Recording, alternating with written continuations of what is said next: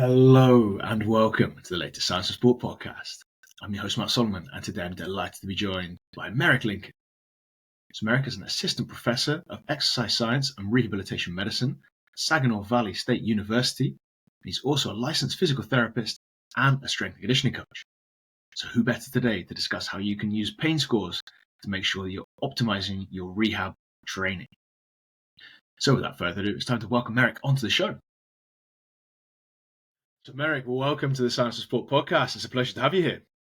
Thank you. It's a pleasure to be here. Looking forward to this. Thank you so much for joining us. So can you give us a quick introduction as to who you are and what you've been up to until now? So Merrick Lincoln, my background is in physical therapy. And in the States, we go through a doctorate of physical therapy program. Somehow, after a few years of clinical practice, I found myself in academia. So my current title is an associate professor.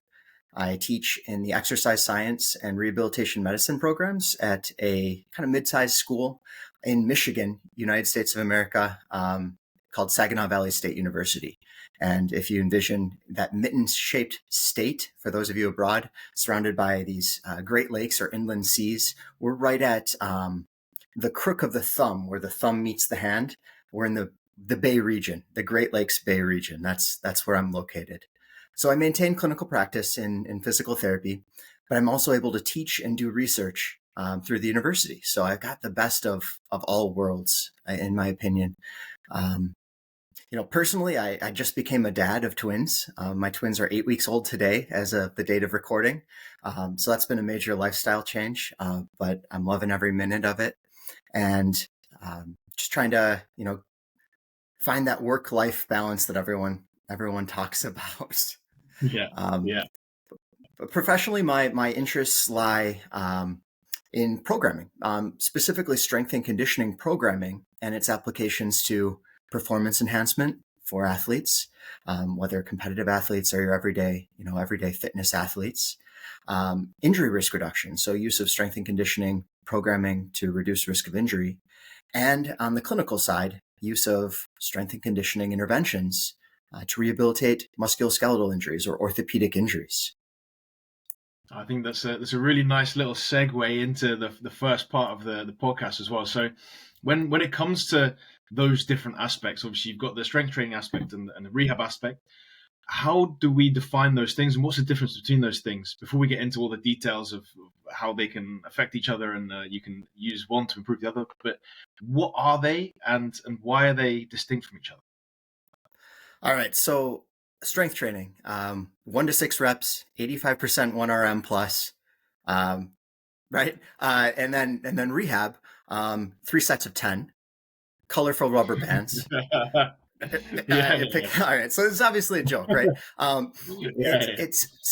So strength training is any activity, typically resistance training, resistance-based, any activity undertaken for the purpose of improving strength or these strength-related qualities. And athletes do this. Everyday folks should do this.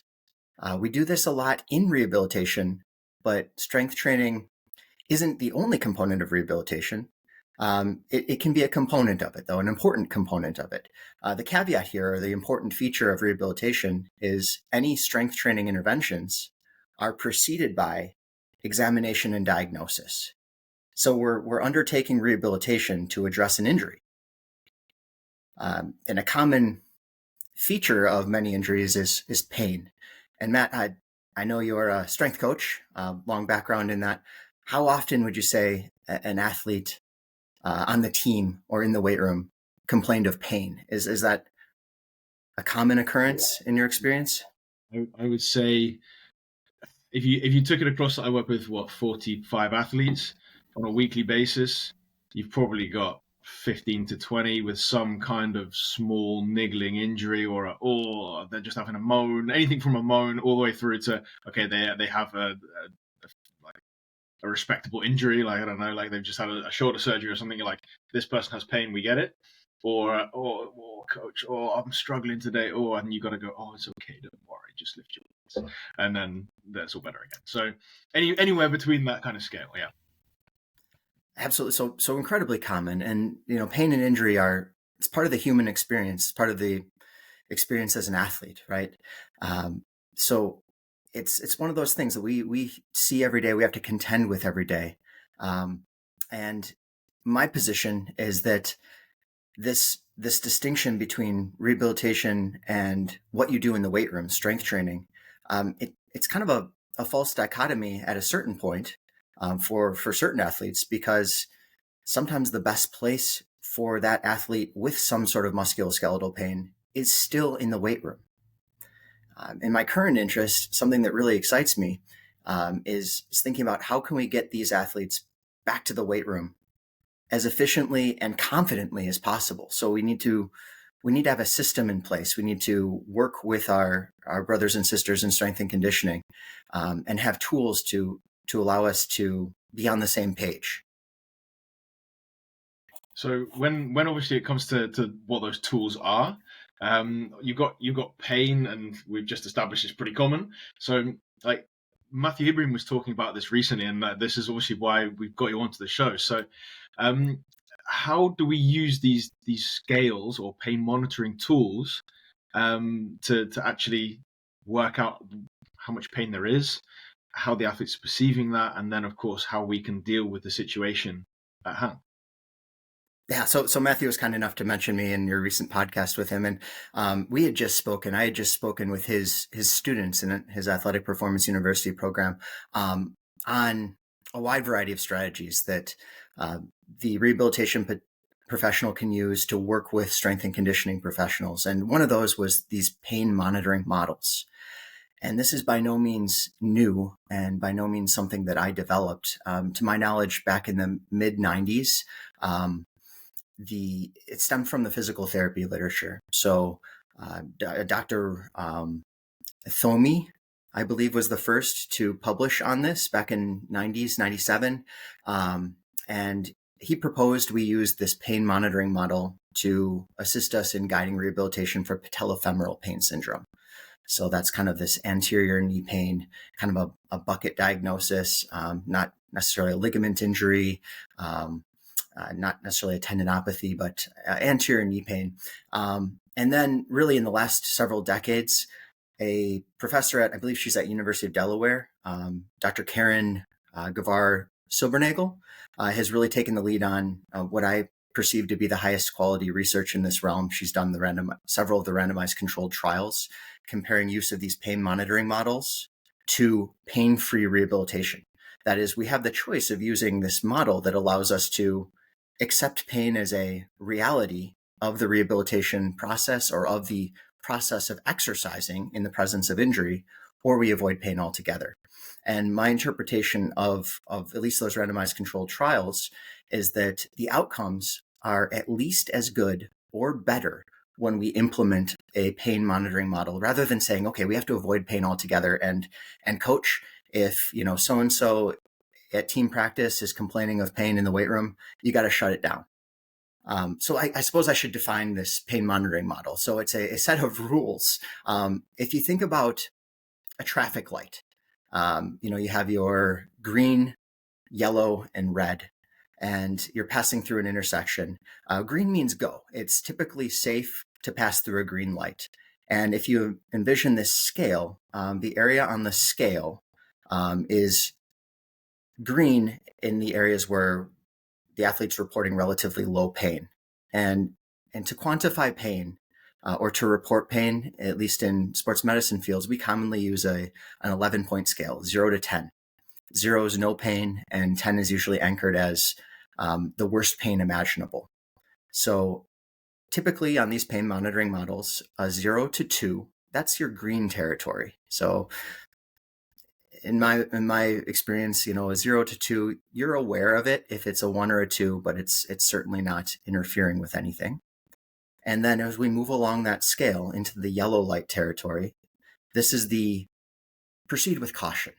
Proceed with caution. On many of these scales, pain monitoring model scales, that is your 3, 4, and 5 out of 10 pain. Okay. And then red light. Now, red light doesn't necessarily mean if you run that red light in an intersection that you're going to experience a traffic incident or crash. But you certainly increase the likelihood of having a problem. So on most of these scales, 6 to 10 on that visual analog VAS, that 0 to 10 scale of pain, would be considered red light territory. That is, we need to either stop the exercise or modify it in some way to make it better tolerated by the athlete. So obviously when we can use that, right? So we've got, like, let's say, an athlete in front of us, and we go, right, here's your scale. Can you point to where you are? And we start to then use that in a practical sense. What might we be doing to adjust a training session, or adjust a field or gym-based type training, to make sure that we're avoiding that high risk, or at least mitigating that risk somewhat? So I'm going to take maybe one or two steps back and then address that question, Matt. So to implement a pain monitoring model, I would stress that we first need to have the athlete go through that process of examination and diagnosis. We need to make sure the use of a pain monitoring model is appropriate for the given injury or complaint the athlete has. And now we have scholarly literature to suggest that pain monitoring models can be used for, the highest quality evidence right now is for Achilles tendinopathy. Okay, so these tendon problems in the heel cord, which theoretically like an overuse type injury. You can conceptualize it like an overuse injury. We have scholarly suggestion that we can use these for patellar tendinopathy. That is a tendon problem like jumper's knee, right? We have several experts suggesting that we ought to use these for rotator cuff related pain. So the rotator cuff, or the tendons of the rotator cuff, are implicated in the shoulder pain. We have at least one study to suggest that we could use this for lateral epicondylitis, so tennis elbow. So we're thinking these musculoskeletal injuries where pain is a predominant feature, but we don't suspect there's a tissue capacity problem. So, for example, you'd mentioned someone who's just had surgery. So someone has a rotator cuff repair surgery where that tendon is actually surgically repaired and anchored down. We know we have to protect that injury, that surgery site, for months because the tissue capacity is just not there. Its ability to tolerate the exercise isn't there. So using the pain monitoring model for that individual is likely not appropriate. And I could talk about other areas where I feel a pain monitoring model is not appropriate, but I want to focus on the areas where it likely is. So across the board, in my experience, tendinopathies. We don't suspect a tendinopathy is likely to rupture. In fact, the data we have on Achilles tendinopathy suggests only about 4% of painful Achilles tendinopathies ultimately tear or rupture. And those tears or ruptures usually come without warning. So if someone's symptomatic, they have a painful heel cord, the sports medicine provider is usually not terribly concerned about the tissue failing. We're more concerned about the tolerance of the athlete to exercise.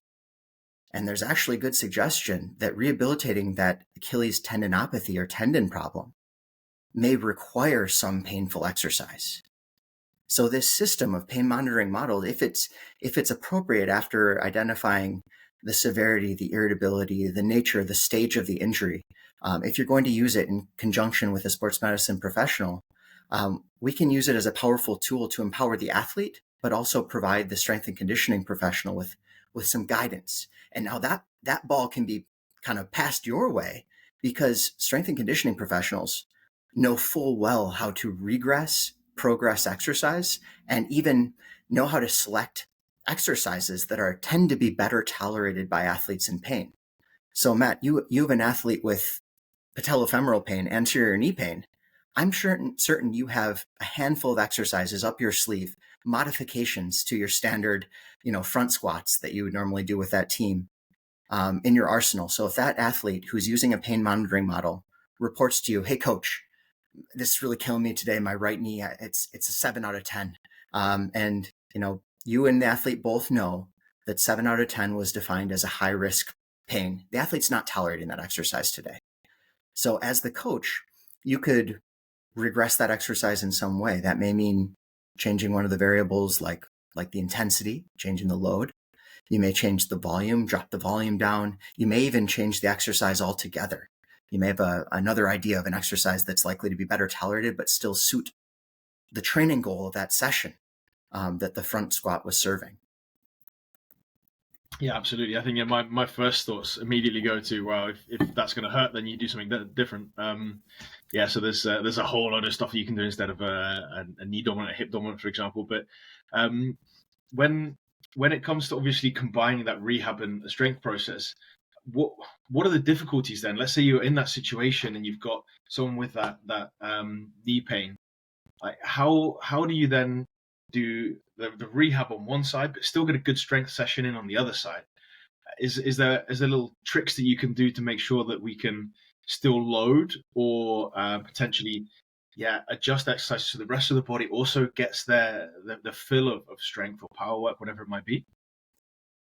I think you hinted at it there. You said still load the tissue, and I that is very important for most of these musculoskeletal injuries, particularly tendinopathy, which we keep coming back to. It is important to load the tissue that has the issue or injury. So if we're operating as a strength and conditioning professional from the sense of, I have to avoid pain altogether, and you know what, if you can't front squat, let's just deadlift today. The deadlift may not be appropriately loading the quadriceps or the patellar tendon, isn't loading the front of the knee as well as maybe the front squat was. So rather than completely avoid loading, this set of rules that pain monitoring models provide us allow us all to be on the same page, that we can act with confidence. We can load that tissue with confidence and actually feel good about, maybe feel okay or even good about encountering some level of pain with loading, provided it's not in that high risk territory. So I should mention that we do have to monitor at several time frames. So as a component of the pain monitoring model, we're not just looking at pain during exercise. We're going to look at pain or have the athlete rate their pain immediately after the session. And then again the next day, because a lot of these tendinopathy, tendon problems present as morning pain or startup pain the next morning if you overdid it the day before. So we don't just have that acute in the moment, give me a score. We also have to monitor afterwards. So this takes tracking. It takes a little bit of effort on the part of the athlete, a lot of effort on the part of the strength and conditioning professional. If the strength and conditioning professional is going to help manage this in tandem with the sports medicine team, it takes a lot of tracking what the athlete actually did, what the athlete reported, and then what modifications were made, if necessary, during the session. So it is very important to load these issues. In fact, with tendinopathy, the evidence suggests that is the strongest intervention we have at our disposal. The best tool we have at our disposal is exercise therapy that loads the tissue. And again, at least for Achilles tendinopathy, we've known for 20 years now that some painful loading may be necessary because we have to load that tendon with enough intensity or heavily enough to create tissue adaptation to completely resolve these issues. So load is an interesting concept, and we could get into that. It could be a double-edged sword. And this pain monitoring model tries to kind of toe the line between too much, too little, while respecting the athlete's pain experience. And we can kind of get into, if we have time, we can get into maybe the strength on the psychosocial side of using one of these pain monitoring models, because we've talked about the sports medicine professional, we've talked about the strength coach, but how about the athlete who's living with this? I think that's another strength of these pain monitoring models, because it gives the athlete a sense of control, in a sense of involvement. Because Matt, when do your athletes tend to say, all right, that's enough, I got to go get checked out by the sports medicine physician, the PT, the physical therapist, or the ATC, athletic trainer? At what point do they make that decision, in your experience? Most of the time, in my experience, they moan about something, and I say moan in a very derogatory way, of course. They discuss their issue, and most of the time we just work out how much pain there is and how much we need to adjust in the session. And if it comes down to the fact that we think, you know what, actually we need to adjust or change too much, then they might go straight away to the physiotherapist. And if we can adjust and make some changes around, and we can go, you know what, you can do your session today, but afterwards you're going to need to go and see them. A lot of the time it's someone who's sent there. And some of the time, this is stuff that I see less, obviously, because I'm in the gym, and maybe on a Wednesday morning they just go. Then they realize themselves, okay, you know what, this is too much. It's a very difficult and very subjective boundary to kind of describe to them, to say, you know what, when you think this is too much, you go to the physio, because some people think, oh, it's fine, and then their arm's falling off, and you're like, well, you should have gone to the physio. And some people, like, they stepped out of the car and they went, oh yeah, it's cold today, and their arm feels bad. So I think it's really difficult to have that subjective boundary, and a pain score could definitely do a really good job to guide those decision making skills.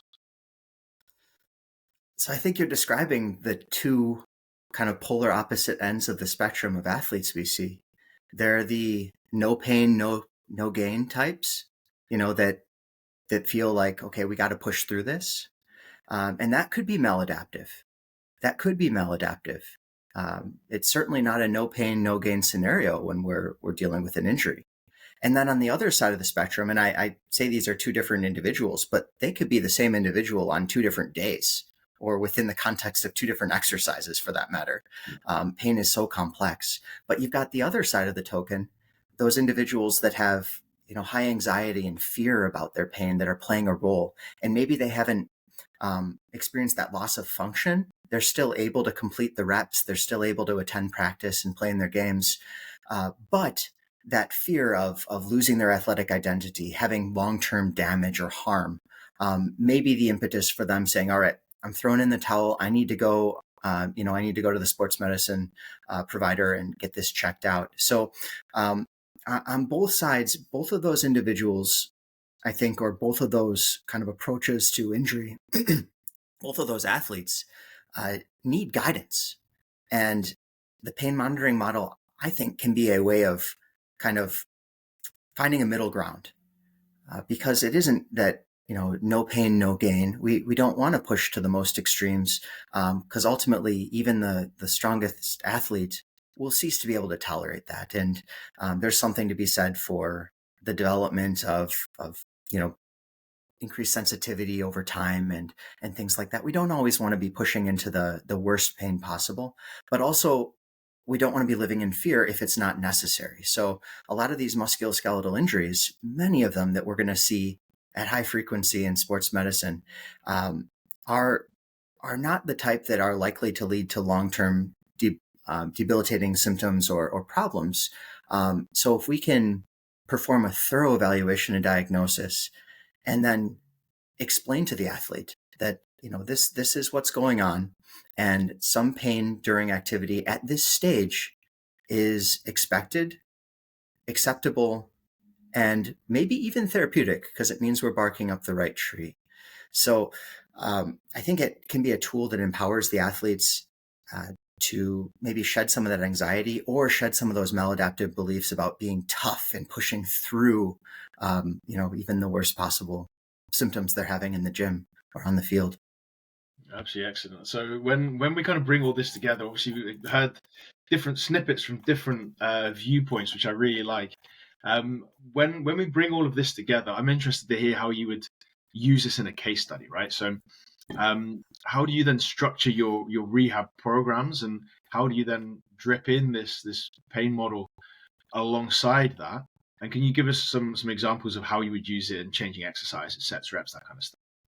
Certainly. So I've used this outside of the areas where it's been recommended in the scholarly literature that we reviewed previously. I've used it for a wide variety of clients presenting with tendinopathy, tendon problems, hip flexor tendinopathy, for example. We have our more recent study, 2020, it came out on acute hamstring injuries. I've been using this quite a bit with hamstring injuries. Rotator cuff related pain is a common one in my setting. So I'll tell you about a recent experience I had with an American football player. So gridiron football. He's a high school senior. and a very talented defensive end, dealing with anterior or front of the shoulder pain.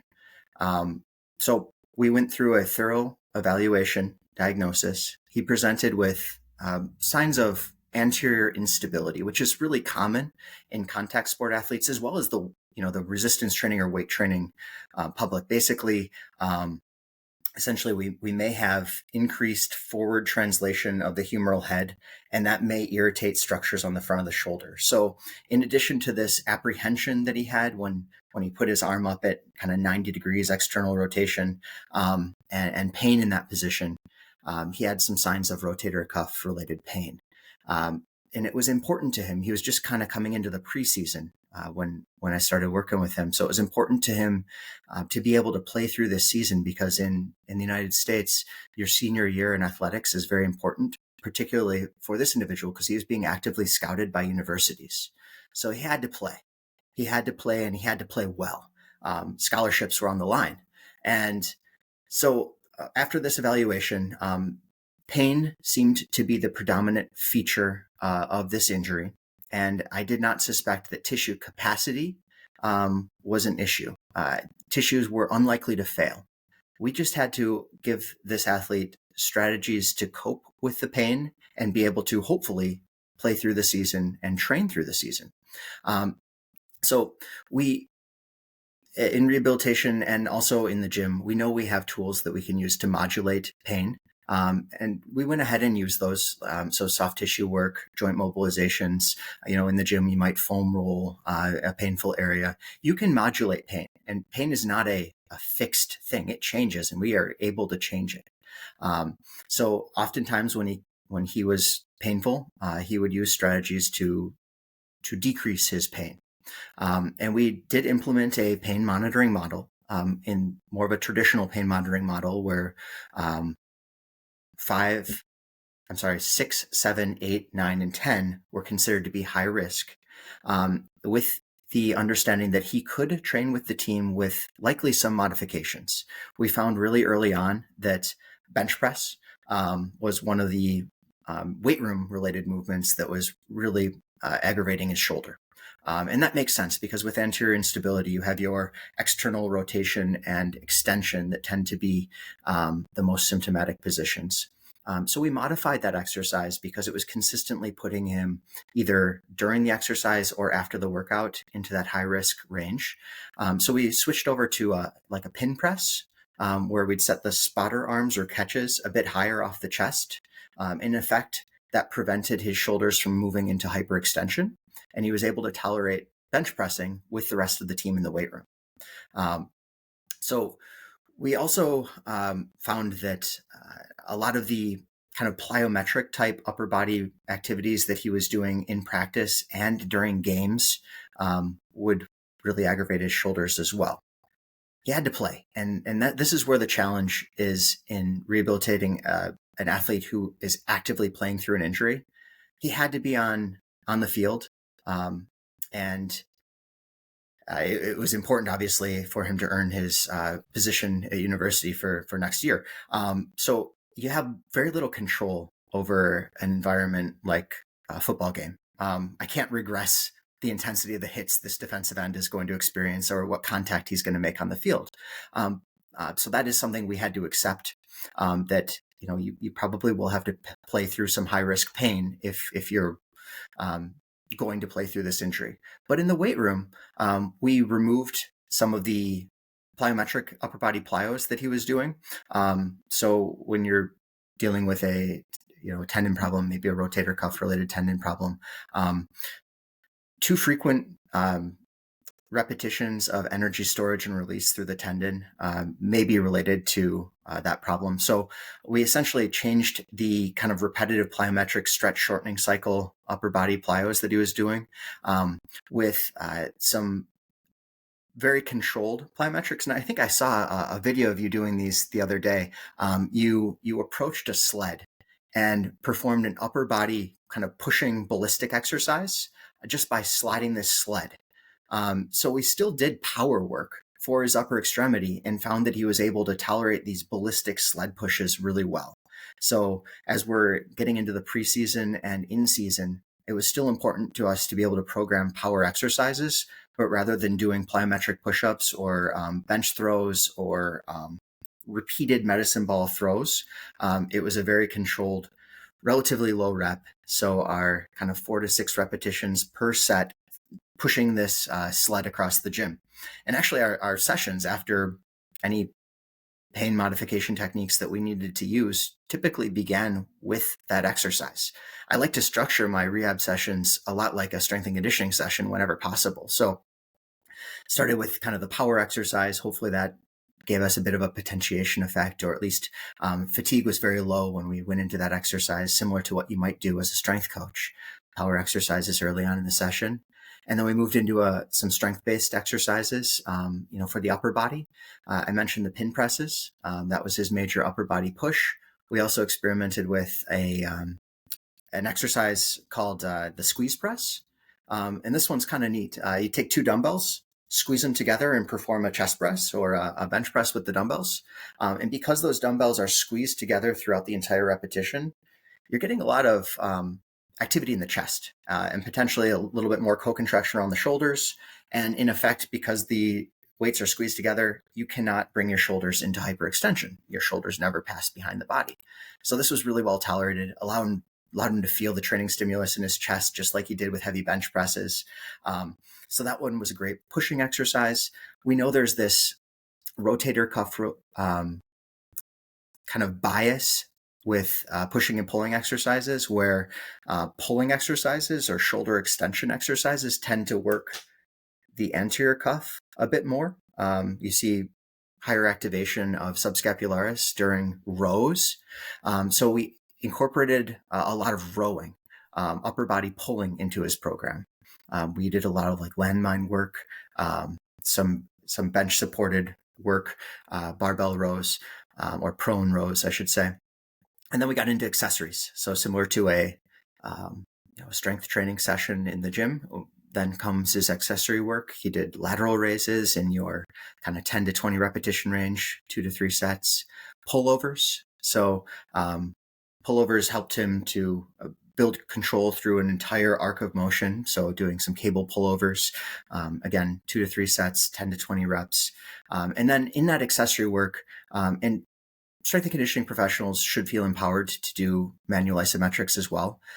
We actually did end range manual isometrics. So that is where the athlete's arm was pre-positioned in a vulnerable position, a position he felt to be vulnerable, but still tolerating based on our pain monitoring model. And then I would apply a resistance force to his arm. And at the most basic level, these isometrics are very predictable.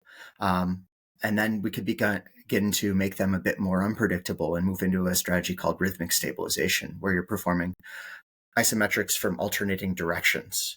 And then making it reactive, he has to look away. He can't predict which direction the challenge is going to come from. So we incorporated that kind of in the accessory block, but I think that was an important rehabilitation exercise for this athlete. But that really was a standard session for us. And above and beyond the times I'd see him in the rehabilitation clinic once or twice a week, he would train once or twice a week in the weight room with his team, with the pain monitoring model, and with several of the exercise modifications. So he wasn't to back squat. The position of his shoulders on the back squat was irritating his shoulders. So we had a modification or a workaround for the back squats to get him out of this kind of fully externally rotated shoulder position. So he went back to the weight room almost immediately with modifications. His coaching staff was on board. He was able to play through the entire season, and now he has multiple scholarship offers for next year. So it was a successful rehabilitation. Ultimately, it didn't end there in season. We needed to wrap up in the postseason, because ultimately his goal is to get back to traditional strength and conditioning for an American football player. So he's got to bench press. You go to a combine, they want to know what you bench. He's got a back squat because he's likely going to do that in college. So his rehabilitation wasn't done once we successfully played through the season. We needed to gradually reintroduce those more typical strength and conditioning movements back into his program. But ultimately, that's a success story of using the pain monitoring model. Absolutely excellent. I think that's a really, really interesting case study from all of the great information you gave at the start of the podcast to hear it all applied there as well and the reasoning behind it. I think that's excellent stuff. So, Merrick, massive thanks for your time and effort today. Where can people find a little bit more about you and what you're up to? So I'll have you put my kind of Linktree link to my writing. I do some fitness writing. I've written for T Nation and Breaking Muscle in the past, doing more scholarly writing and research these days. So I have some links to some of my more recent like strength and conditioning journal articles in there. I'll be presenting at the Great Lakes Regional Conference. This is a National Strength and Conditioning Association conference on a topic related to what we just talked about. So kind of programming for our injured or pained athletes with Dr. Crystal Guevara. She's a sports medicine physician co-presenting this session with me. So that's in April of 2024, if you happen to be local to the Great Lakes region of the United States. Otherwise, keep an eye out. If this is a topic that folks want to hear more about, I'll write more on it. I will present more on it. It's near and dear to my heart. And I think could be very useful for strength and conditioning professionals and rehab professionals to hear. Absolutely. No, I certainly agree. So, Merrick, massive thanks for your time. It's been a pleasure, and I look forward to speaking again soon. Thank you for having me, Matt. It was awesome. Appreciate it. Thanks very much, buddy. Cheers. And that's it once again. A massive thanks to Merrick for all of his hard work on today's podcast. I really appreciate it, and I'm sure you do at home too. Before you leave, I want to point you in the direction of the Science of Sport Coach Academy. The Coach Academy is an overgrowing library of sports science courses which are broken down into bite-sized chunks. So if you've enjoyed today's podcast and you want to get some more great sports science information, all you have to do is hit the link in the show notes in just a few seconds' time, and you get yourself into the Coach Academy completely for free for the next 7 days. And of course, if you have enjoyed today's podcast, it'd be fantastic if you could recommend us to a coach, a colleague, an athlete, or a friend. That means that we can keep bringing you the best possible guests and the best possible content. And that's it. Once again, a massive thanks from me. I'm Matt Solomon for Science of Sport, and I'll speak to you next week.